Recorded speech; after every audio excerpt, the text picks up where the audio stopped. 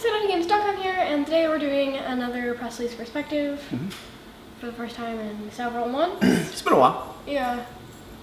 And we're going to be doing it on Trump's recent tweet, which I guess is a law now? No. Order? Not necessarily. What do you call it? I don't know. I mean, it's a policy statement, certainly. Okay. Right. So he sent out the tweet saying that the U.S. military won't accept transgender people in any capacity, in any way. And so there's still a whole bunch of, implementation that has to go through, right? Like he has to give an order to, the heads of the military, and then there has to be like implementation instructions, what that looks like and what they do and stuff. But it's a policy statement for sure. It's interesting. It's weird for a policy statement to be made through Twitter, but it is a policy statement. So yeah, we're going to talk a little bit about what Presley's thoughts on that and repercussions, because Presley came in earlier and we were going to do like some GED or kind of play around with something. And Presley was in tears and was clearly having a bad day and was upset. And it all started with sort of waking up, I guess, and seeing this people talking about this tweet and what was going on. So clearly it had an impact on Presley. She wasn't very happy about what was going on. So we thought we'd just talk about it a little bit and let her get some of it out and talk to you guys, and would be curious to hear what you guys think about it as well. Yeah. So go ahead, Puchan. What are your like immediate thoughts? Well, my immediate thought is this legal? Like, can he do that? And then my second thought was, like, how? Because if he removes every single trans plus person from the military, we're gonna have a much smaller military. Like, much smaller. Yeah, so openly, I don't know, the numbers I've seen thrown around are like 2,000, 3,000 openly transgender people, right? Out of millions, so it's a pretty small number. Even but that's not the point. Yeah, that's not just the open. Yeah. And there are people. No, so this goes back to this sort of predates you. There was a policy called "Don't Ask, Don't Tell." Have you heard about that? Have you seen people talking about that? So we've been through this cycle several times. So this is something you probably don't know a ton about, right? So we went through this before my time, I think. With like racially integrating the military, right? So the first time they were saying people of color are going to serve, like they were segregated initially. So, there were like a black regiment and a white regiment. And then when they started integrating people together, the exact same arguments, well, not the exact, but with the arguments about disruption that you're hearing now, the cohesiveness will be broken down, and you can't ask these people to serve together because it'll destroy the military. If we let people of color and white people serve in the same unit, it'll be the end of time, right? The military will degrade, they won't trust each other, they won't work well together, and the military will fall apart, right? And then it happened with women. So when they were going to allow women into the military to serve, especially in any kind of forward role, same thing. Men and women can't serve together, because they'll be they'll fall in love with each other and they won't do their job, and there'll be all these problems that happen, and the cohesiveness of the military will be destroyed. It didn't happen. And then it happened with gays. You can't have gay people serving with straight people in the military because they'll fall in love. Oddly enough, they had the same argument with that one. Or they won't trust each other and the cohesiveness. So I mean, this is just sort of cyclical. Like every time they try and integrate some new group of people into the military, you hear this same disruptiveness, cohesiveness, like all of these things are going to break down if you do that, right? And I think, frankly, it's a little insulting to the people that serve.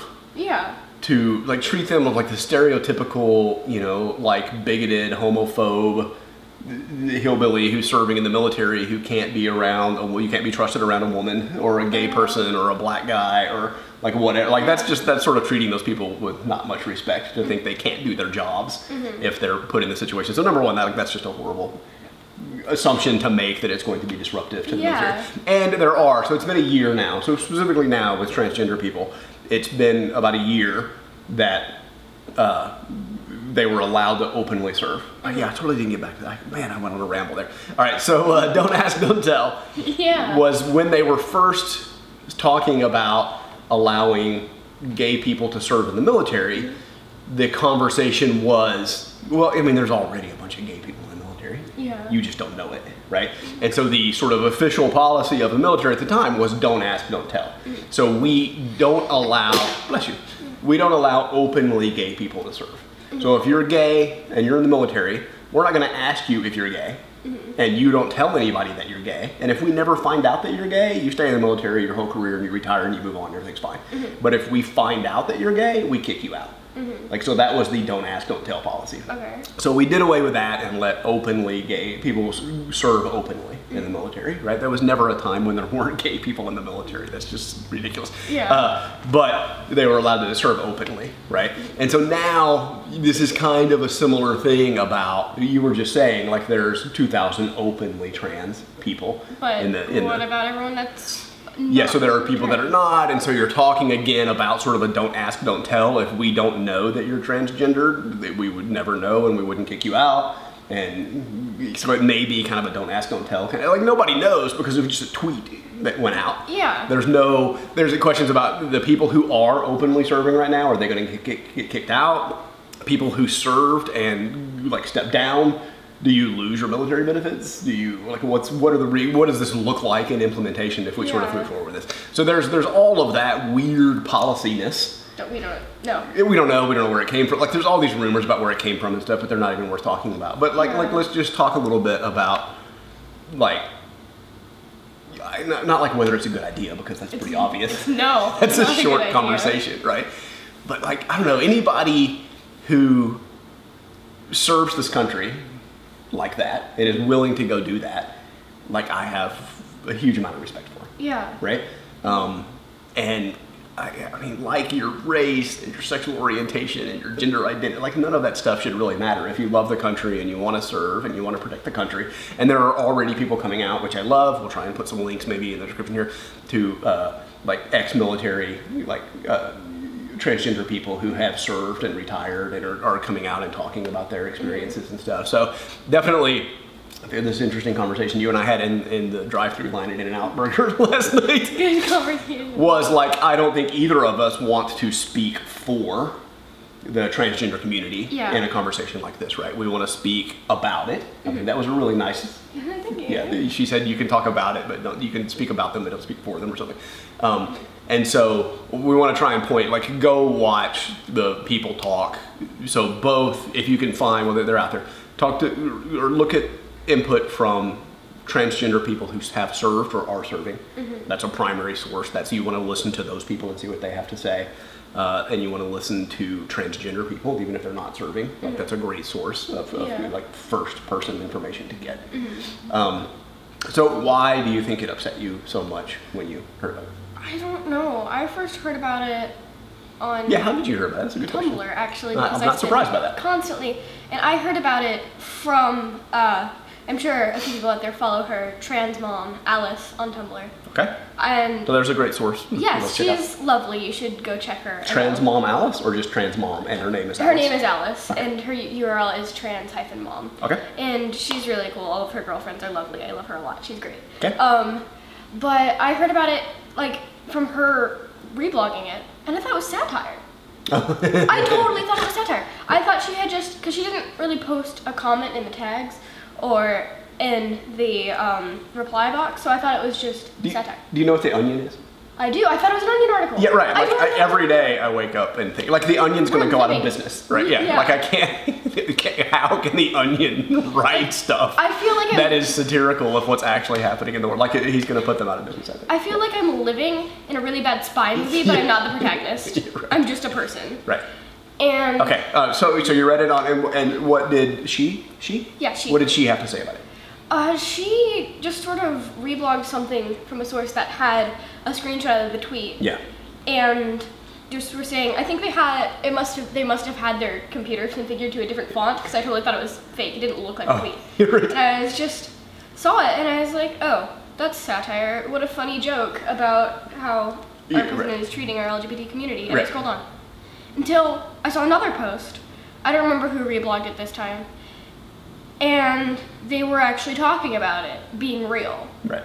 And it took me like a good 20 minutes to comprehend that this was actually happening. Yeah, and there is, like, to get into a little bit of the backstory behind it, right, that I don't know if you followed it all or not, right, the politics of what was going on there, but like, the two funny things happened. Like, one was, you know, it was like 3 tweets, right, because it spanned across, it was a long message, right, and the first one said, like, after consulting with my military specialist or whatever, I've decided that we can't allow, and then it stopped.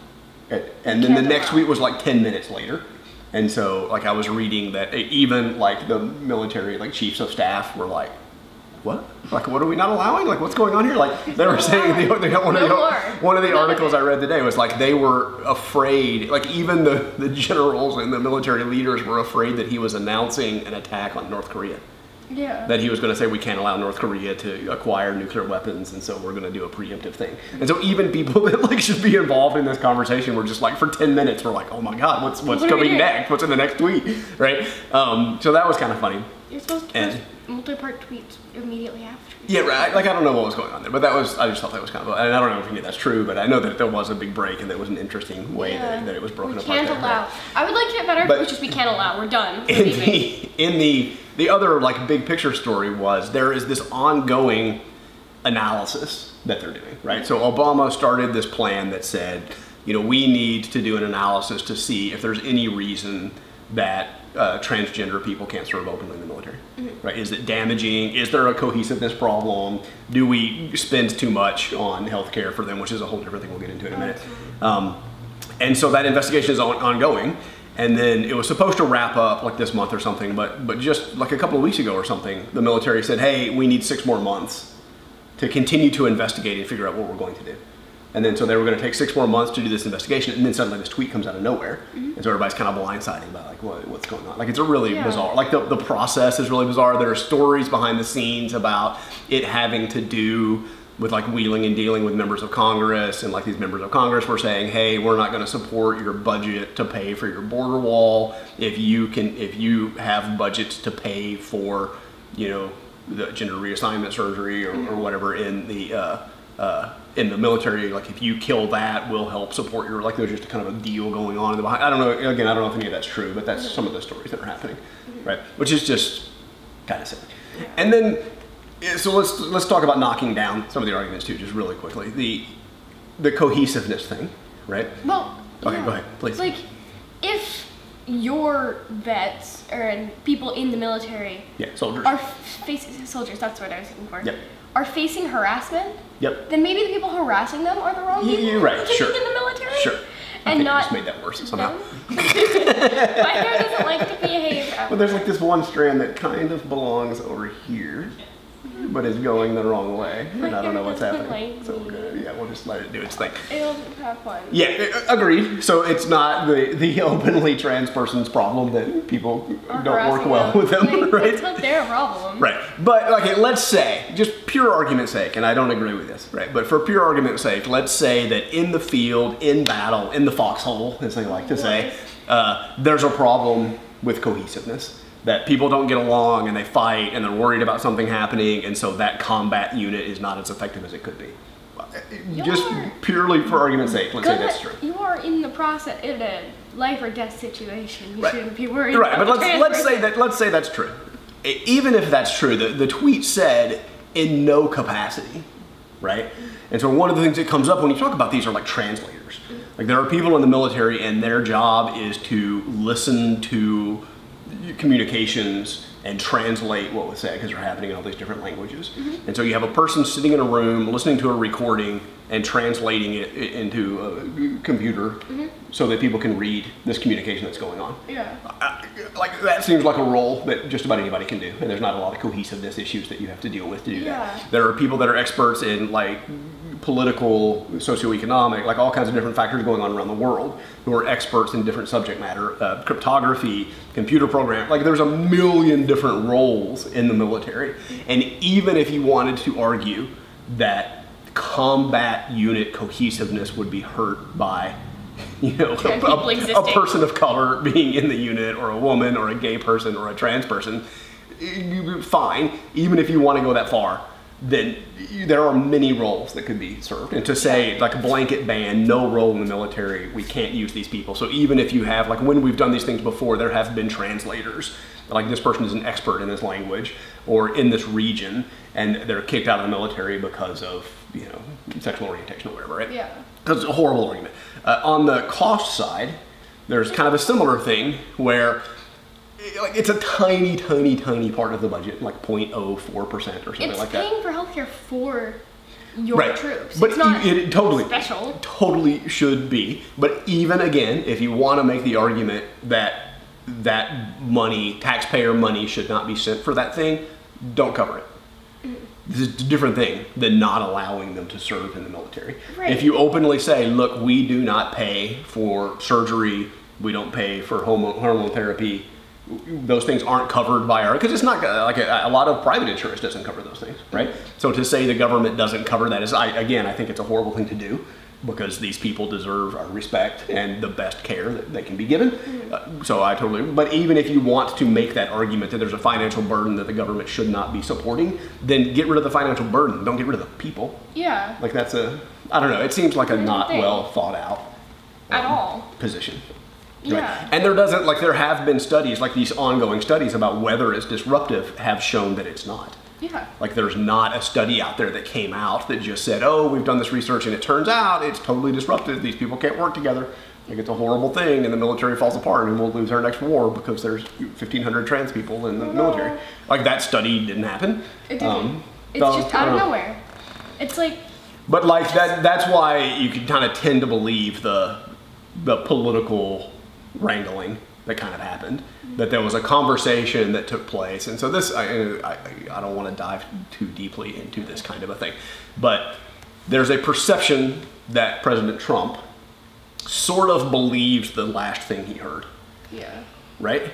So like when someone talks to them with sort of a compelling argument, he's like, oh, I totally agree with that. And then somebody else will come in and say something else, and he'll be like, oh, I totally agree with that. Like that totally, like, and I buy that. Like, I'm not saying I don't know that. It's just a perception that I've heard about, and it seems to be kind of valid. And so he had a conversation with a group of people or a person, and that person convinced him that this was a horrible thing and that we shouldn't be dealing with transgender people in the military. And so he sent out a tweet that said, okay, I totally agree with that. We're banning it. This is crazy. We're not going to do it.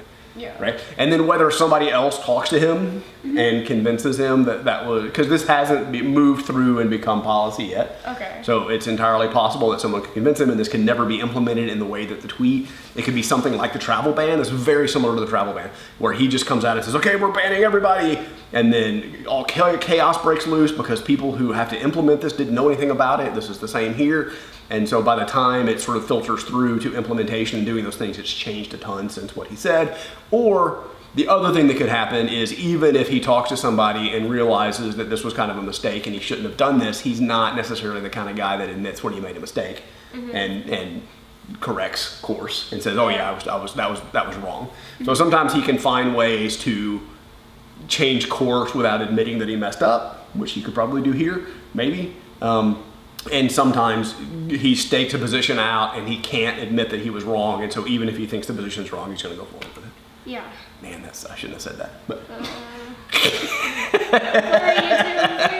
Please don't send the CIA to kill us. That's personal. My personal. That does not reflect the opinions of ActOutGames Incorporated. Those are my personal opinions. Yeah. But it fits with the narrative of kind of what's happening here. So, and I was like, you know, just as your dad, right? I'm heartbroken to see you so upset about kind of what's going on there, right? And this is small comfort, right?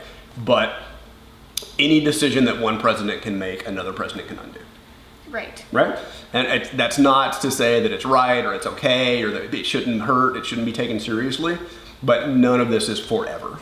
Right? It is against like the arc of justice, right? And if you look at, again, like people of color and women and gays, and like this is a clear path, and it happens every time, and this resistance happens, and the people that are on the resisting side tend to be on the losing side over the course of time. Yeah. So I mean, it will get better, and it will move the right path. Wait until 2020. Just you have to, yeah, like in the arc bends towards justice, right? So I mean, we'll end up there. Yeah. And there's going to be bumps along the way. And like I said, I'm really sorry that you had to go through that and that it affected you in the way that it did. But it will be over. In the long run, things will continue to get better, I promise. Yes, we just have to wait. There will be bumps. But you continue to fight. The way it gets better is you continue to fight and you continue to voice opposition to things that happen that you feel strongly about. Give up, because giving in would just make it last longer. So we will write letters. You and I will sit down and we will send emails off to our congresspeople and let them know what we think about it and what we want them to try and do about it. We'll voice our opposition. Yeah. And you continue to fight. You continue to do what you think's right. Yes. Right? That's how it bends. You don't just sit back and go, oh, it'll all get better in the long run and wait for it to happen. You continue to take action, and that's how it gets better. You have to fight for it to get better. That's right. Nothing is magically going to get better, as depressing as that sounds to say. You have to fight for it. You have to make it happen. But people make these decisions. Like, people make these decisions. You vote. You put the right people in office that represent what you want to be done. You serve. You run for office. You do all of these things. And like, all of these people every day are making decisions that make these. And as people move into those positions and make decisions that more align with the way that you want the world to go, the world changes in your direction. Yes. Yeah? Yeah. And I do want to state that in no way were we trying to speak for trans people in this video.